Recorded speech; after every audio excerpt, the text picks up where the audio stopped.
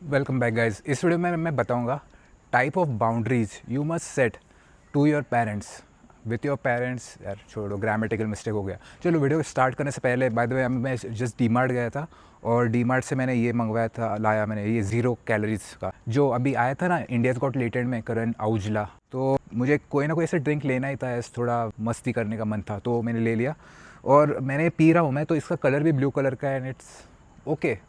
तो ये चीज़ें मैं यही बोलूँगा, ये चीज़ें आपको once in a while that's fine. ऐसा नहीं कि आपको बार लेना है just because it's has 0 calories, it's not natural. Okay, कभी ना कभी दैट्स फाइन।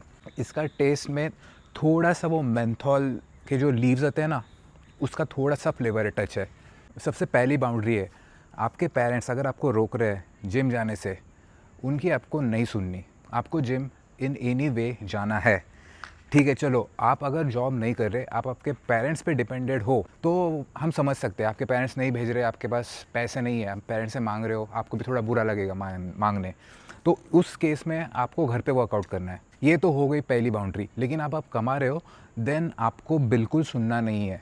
आपको बस बैग पे आपके कपड़े, जो कुछ भी जिम के एक्सेसरीज है वो भरने हैं, गाड़ी निकालनी है और जिम जाना है, दैट्स इट। दूसरी बाउंड्री है जो जिम के साथ आती है, वो है आपका डाइट। आपके पेरेंट्स इन जनरल, मैं मेजॉरिटी ऑफ द लोगों के पेरेंट्स की बात कर रहा हूँ। मुझे पता है आप में से बहुत से कुछ लोग होंगे जिनके पेरेंट्स वर्कआउट का इंपॉर्टेंस समझते हैं एंड वो आपको मोटिवेट करते हैं टू वर्कआउट। बट जो मेजॉरिटी ऑफ द ऑडियंस है, उनके पेरेंट्स उन बच्चों को सपोर्ट नहीं करते। तो मैं उनके बारे में ये बोल रहा हूँ। आपके पेरेंट्स देखो आपको रोकने वाले हैं हेल्दी खाना खाने से। उनके लिए देखो, मैंने पहले भी बोला था, हेल्दी खाना पेरेंट्स के हिसाब से ये होता है कि अगर आप घर का खाना खा रहे हो वो हेल्दी है। मैं ये बोलता हूँ घर का खाना हेल्दी नहीं होता, घर का खाना हाइजेनिक होता है। बाहर का खाना अनहेल्दी भी होता है, अनहाइजेनिक भी होता है, ये डिफरेंस है। तो आपको आपके डाइट में अंडे ये सब खाने ही है। आपके पेरेंट्स अगर बोल रहे हैं अंडे नहीं खाने हैं तो आपको थोड़ी दिक्कत होगी। तो आपके ये सोया चंक्स, फिर ये सब चने, पनीर, टोफू, ये बहुत सारी ऐसी चीज़ें तुम्हें कंज्यूम करनी होगी और उसकी क्वांटिटी भी बहुत होगी। क्योंकि देखो अंडे में क्वांटिटी कम होती है तो उसमें आपको जल्दी से प्रोटीन मिलते हैं। लेकिन आपको पनीर, सोया चंक्स ये खाना है तो आपको ज़्यादा क्वांटिटी में खाने पड़ते हैं, तब जाके आपको थोड़े से प्रोटीन उनमें से मिलते हैं। बट स्टिल आपको ये मैनेज करना होगा। Before I move to the next boundary, अगर आप मेरे चैनल पर नए हो, make sure to subscribe the channel, आपको अगर ये वीडियो अच्छा लग रहा है तो। नेक्स्ट बाउंड्री है, अगर आपकी एज अबाउट 25 है, मतलब बट बिलो 30 बट अबाउट 25, तो आपके घर में शादी के चर्चे होने वाले हैं।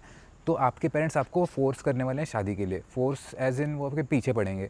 तो एज अ मैन आपको वो बाउंड्री मेंटेन करनी है। आपको दिमाग लगाना है कि आप 25 साल के हो, आपकी एज अराउंड 40-35% कंप्लीट हो गई है। मतलब तुम्हारा लाइफ स्पैन ही मान लो 70 साल का है, उनमें से तुम्हारी एज है 25। मतलब ऑलमोस्ट कितना 50% से थोड़ा कम, लेकिन उतना तो आपका लाइफ स्पैन ख़त्म हो गया। इस स्टेज पे भी अगर आप आपकी पेरेंट्स की सुन रहे हो तो आप अपने लाइफ का कंट्रोल खो चुके हो। एज अ मैन तुम्हें अपने डिसीजंस लेने चाहिए एक स्टेज पे। मैं बता रहा हूँ, आपकी एज जितने भी हो, आप 50 साल के भी हो जाओगे और आपके पेरेंट्स अगर 80 साल के हैं ना, तो भी पेरेंट्स आपको ऑर्डर देने वाले हैं। तो क्या आप तब भी पेरेंट्स की सुनते रहोगे? आपकी जब तक आपके पेरेंट्स ज़िंदा है तब तक आप उनकी सुनते ही रहोगे? खुद का दिमाग नहीं है कुछ? हाँ, तो ये बाउंड्री आपको मेंटेन करनी है भाई। मुझे देखो, आपको आपकी कोई गर्लफ्रेंड है, उसके साथ शादी करनी है तो उसके साथ ही शादी करो। आपने प्लान किया हाँ मुझे इस लड़की के साथ शादी करनी है, मैं उसके साथ ही करूँगा, वरना नहीं होने वाली। इनफैक्ट आपको तो भाग के शादी करनी चाहिए उस केस में, क्योंकि आपको पेरेंट्स के वैलिडेशन के लिए, परमिशन के लिए रुकना क्यों है? हाँ, लाइफ आपकी है। आपको जो दिया है ना नीचे, वो आपका दिमाग को लग रहा है कि वो सही कौन सी लड़की के अंदर जाना चाहिए, वो आपको पता है। तो आपको वो डिसीजन लेना है। वो नेचर ने आपको वो फीलिंग्स दिए हैं किधर आपको डालना है, आपका स्पर्म्स किधर जाने चाहिए। आपके पेरेंट्स बोले नहीं, तेरे स्पर्म्स उधर नहीं जाएंगे, तेरे स्पर्म्स उधर जाएंगे जो हम चाहते हैं, हम लड़की चाहेंगे उधर तेरे स्पर्म्स जाएंगे। ये आप सोच रहे हो तो यू आर लॉस्ट अगेन। ये हुई थर्ड बाउंड्री। नेक्स्ट बाउंड्री है आपके रिलेटिव्स। देखो बात ही है शादी की, अगर आपके रिलेटिव्स भी आपको बोल रहे हैं कि हम तेरे लिए लड़की ढूंढेंगे, फिर तेरे कोई तुम्हारे मामा लोग वगैरह होंगे वो कोई और लड़की ढूंढने जाएंगे, फिर तुम्हारे और कोई मम्मी के कोई साइड के रिलेटिव वगैरह होंगे, पापा के साइड के दूसरे रिलेटिव, वो किधर से और लड़की ढूंढने जाएंगे। एज इफ़ तुम्हारा एल एक साइड से इधर कोई पकड़ रहा है, तुम्हारी गोटियाँ कोई और पकड़ रहा है उधर से, गोटियाँ इधर से कोई खींच रहा है, कोई एल इधर से खींच रहा है। तुम्हारा खुद का दिमाग है ही नहीं किस लड़की के साथ शादी करनी है, तो ये भी बाउंड्री है। अगर तुम, इसलिए मैं बोलता हूँ तुम्हें मार्शल आर्ट क्लासेस क्यों सीखने हैं, तुम्हें अपने रिलेटिव्स को पेलना नहीं है, लेकिन तुम्हारे रिलेटिव्स अगर समझ गए ना कि तुम्हें मार्शल आर्ट आता है, तो वो 2 बार सोचेंगे तुम्हारे साथ ऐसी कोई हरकत करने के लिए। तुम्हारे से कंधे पे कोई हाथ रखेगा और ऐसे करोगे ना तुम, वो भी थोड़ा फट जाएगी उनकी। इसलिए मैं बोलता हूँ तुम्हें थोड़ा कॉम्बैट स्पोर्ट आना चाहिए, क्योंकि सामने वाला थोड़ा इज्जत में रहता है। नेक्स्ट बाउंड्री है तुम्हारा लोकेशन, तुम्हें किधर रहना है। देखो, अगर तुम पेरेंट्स के साथ रह रहे हो ऐसे सिटी में, ऐसे टाउन में जिधर कोई जॉब अपॉर्चुनिटीज़ ही नहीं है, तो उधर रह के तुम क्या करोगे? हैं, तुम बोलोगे पेरेंट्स का ख्याल रखना है, पेरेंट्स तुम्हें बोलेंगे तुम्हें पैसा भी कमाना है। देखो, इसमें 2 केसेस हैं। तुम में से कुछ भोंदू लोग होंगे जो अपने गांव से या छोटे मोटे जिधर भी टाउन में रहते हो उधर से बाहर निकालने के लिए तैयार नहीं है, और तुम्हारे पेरेंट्स बोल रहे कि तू बेटा तू बाहर न जा किसी और सिटी में जॉब देखने।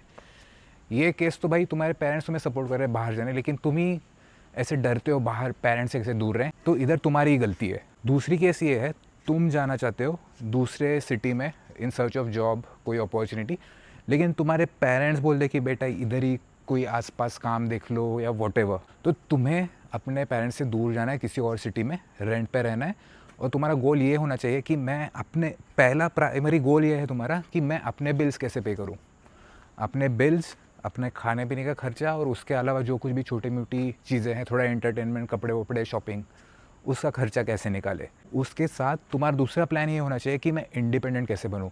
Independent in the sense, job के अलावा मैं ऐसा क्या कर सकूँ, क्योंकि तुम्हारे जॉब की तो गारंटी नहीं है आजकल, राइट। तो तुम क्या कर सकते हो, तुम्हारे वीकेंड में तुम्हारा कोई ऐसा अलग प्रोजेक्ट है, कोई तुमने यूट्यूब चैनल स्टार्ट किया, या फिर तुम्हारा कोई इंस्टाग्राम पेज है, या फिर तुम कोई भी ऐसे घर में कोई तो ऐसा प्रोडक्ट बना रहे हो, छोटा मोटा चॉकलेट वगैरह, और तुम बेचने की कोशिश कर रहे हो, ये तुम्हारा कैसा साइड बिजनेस कैसे बढ़ सकता है, that should be your goal. Side business मतलब क्या तुम्हारा? इंडिपेंडेंस। तुम जॉब कर रहे हो, दैट इज़ नॉट इंडिपेंडेंस। तुम जॉब पे जाते हो, तुम सुबह ऐसे अलार्म लगाओगे, नींद से उठ जाओगे। तुम्हारी कितने लोग हैं तुम में से जिनकी नींद पूरी होती है ठीक से? मैंने चैट के भी बहुत सारे वीडियोस देखे, उसमें भी उसने बोला था जब तुम्हारी नींद पूरी होती है यू फील फ्रेश। जब तुम बिना अलार्म के उठते हो यू फील लाइक तुम्हारी नींद पूरी कंप्लीट होती है। और अभी मैं वो चीज़ एक्सपीरियंस कर रहा हूँ, मैंने जॉब छोड़ दिया है। एक मिनट, मैं अपना एग्जाम्पल लेके मैं मोटिवेट नहीं कर रहा हूँ आपके जॉब छोड़ने को, लेकिन मैं अगर जॉब कर चुका हूँ, ठीक है, मैं ऐसे नहीं, मतलब मैं गटर में था, उधर से मैंने देख लिया कैसा माहौल है, तब जाके मैं अभी खुद की कुछ चीज़ें कर रहा हूँ, फ्रीलांसिंग से अपने पैसे वैसे कमा रहा हूँ मैं, यूट्यूब चैनल से वगैरह थोड़े छोटे मोटे। लेकिन मैं यही बोल रहा हूँ, तुम इंडिपेंडेंट होने के लिए तुम्हें खुद का कुछ देखना होगा। जॉब, बहुत सारे लोग जॉब टिकते हैं, मतलब जो लोग होते हैं, कुछ लोग बने हैं चाटू लोग, मतलब मेजॉरिटी ऑफ द लोग कॉर्पोरेट के लिए बने हैं। मैं यही बोल रहा हूँ, सभी लोग मालिक नहीं बन सकते। मेरे चैनल के तुम अगर सब्सक्राइबर हो, फॉलोअर हो, और मेरे वीडियोस तुम्हें अच्छे लगते हैं, तो मैं एज्यूम कर रहा हूँ कि तुम वो स्लेव मेंटलिटी वाले इंसान नहीं हो, इसलिए मैं बोल रहा हूँ। तुम्हारी नेक्स्ट बाउंड्री है कौन सी चीज़ तुम्हें ख़रीदनी है, कौन सी चीज़ नहीं ख़रीदनी। फॉर एग्जांपल, तुम्हारे पास अभी इतनी सेविंग है, या फिर मतलब तुम जॉब कर रहे हो, सेविंग है तुम्हारी, और तुम मान लो कोई बाइक खरीद सकते हो, तुम्हारा उतना बजट है, तुम कोई तो रॉयल एनफील्ड की वो एंटाइसर या आती है ना अलग, थंडरबर्ड या ऐसी कोई तो बाइक तुम्हें ख़रीदनी है, तो तुम्हें पेरेंट्स से पूछना नहीं है मैं मम्मी मैं पापा गाड़ी ले लूँ, मैं सोच रहा था ले लूँ क्या। भाई तुम्हारे पैसे हैं तो तुम क्यों पूछ रहे हो किसी को? खुद का दिमाग नहीं है भाई, नेचर के तुम अगेंस्ट जा रहे हो। अगेन, मैंने जो बाइक ली मैंने पेरेंट्स को पूछा नहीं, मैंने गाड़ी बुक की, फिर घर पे नहीं, मतलब इधर बताया मैंने फ़ोन पे कि मैंने बाइक बुक की है। फिर बोले वो कौन सी बाइक है ये, मैंने बोला स्पोर्ट बाइक है, वो बोले फिर चालू हो गए, एक्सीडेंट हो जाएगा, ये तो तेज़ भागती है बाइक। मुझे पता था ये सब बोलेंगे, इसलिए मैंने पहले ही बुक कर दी, पहले ले। अब तुम कितना भी रो लो, गाड़ी तो ले ही ली है मैंने, ऑर्डर ही दे दिया है तो कुछ नहीं कर पाओगे तुम, ये बोल रहा हूँ मैं। नेक्स्ट बाउंड्री है तुम्हारी लाइफस्टाइल। मतलब तुम्हें अगर हाथ पे टैटू बनवाना है, तुम्हें पेरेंट्स को पूछना नहीं है, तुम्हें टैटू बनवा के लाना है, फिर घर पे दिखाना है मैंने बना लिया। तुम्हें बताना भी नहीं है कि बना रहा हूँ मैं, बना के लाना है, फिर दिखाना है मैंने बना लिया है, बना लिया मैंने, दैट्स इट। तुम्हें इधर किधर भी पियर्सिंग करते हैं कुछ लोग कान में, और किधर कुछ किधर भी करो तुम कर लो, तुम्हें पूछना नहीं है, बताना भी नहीं है, करना है फिर बताना कि मैंने देखो ये कर लिया है। इनफैक्ट तुमने बताया भी नहीं ना चलेगा, वो खुद नोटिस करेंगे और बोलेंगे ये क्या किया, ये क्या किया है, फिर बोलेंगे हाँ कर लिया, तो क्या करोगे, हाँ कर लिया मैंने। भाई ये क्या कोई बैंक लूटी है क्या, बट टैटू वैटू ही बनाया है। तो यही सेम चीज़ तुम्हारे बाल, अगर तुम बाल बढ़ा रहे हो, सेम तुम्हें उनका सुनना नहीं है। शायद देखो, if you are a millennial, अपने टाइम पे वो बाल छोटे काटो, वो सोल्जर कट, ये पुलिस कट क्या बोलते थे, एकदम छोटे बाल काटो, वो सब होता था, लेकिन वो सब बकवास है। अभी तुम्हें बाल बढ़ाने हैं, you can grow. Of course अगर तुम्हारी शक्ल को सूट करते हैं लंबे बाल, देन यू कैन ग्रो। मतलब है वो ऐसे कंडीशंस, ऐसे नहीं कि तुम्हारी शक्ल चुमू जैसे बॉडी कैसी भी बड़ी है और तुम बाल बढ़ा रहे हो। अपनी शक्ल का भी ध्यान रखो पहले।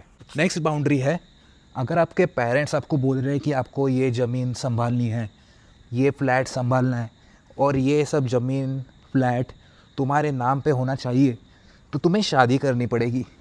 तो तुम्हें डिक्लाइन करना है। देखो, तुम्हारे पेरेंट्स तुम्हें ब्लैकमेल करने वाले हैं सो दैट तुम्हें उनकी प्रॉपर्टी मिल जाए, लेकिन वो बोलेंगे तुम्हें शादी करनी होगी। तो इस केस में तुम्हें ना बोलना है, क्योंकि तुम शादी के चक्कर में तुम किसी अननोन लड़की के साथ शादी करने चाहते हो।